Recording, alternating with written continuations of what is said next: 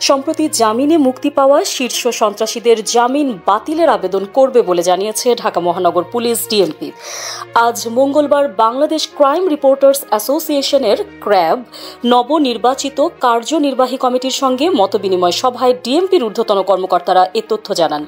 DMP commissioner Sheikh Mohammad Sajjad Ali বলেন, তালিকাভুক্ত শীর্ষ সন্ত্রাসী সঞ্জিদুল ইসলাম ইমন, আব্বাস আলী ওরফে কিলার আব্বাস ও সুব্রত বাইনের মতো শীর্ষ সন্ত্রাসীদের কর্মকাণ্ড নিবিড়ভাবে পর্যবেক্ষণ করছে পুলিশ। তিনি বলেন, এটা দুর্ভাগ্যজনক যে এই অপরাধীরা দীর্ঘ বছর কারাগারে কাটানোর পরও নিজেদের সংশোধন করেনি। মুক্তি পাওয়ার পর তারা এমনভাবে চাঁদাবাজি ও গ্যাং কার্যক্রম পরিচালনা করছে যেন কিছুই বদলায়নি।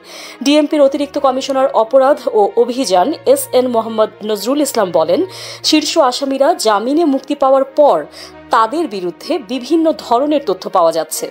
আমরা শীর্ষ অপরাধীদের বিরুদ্ধে প্রতিবেদন তৈরি করছি এবং তাদের জামিন বাতিল করার জন্য আমরা লিখব। নিউজ ডেস্ক, সংযুক্ত।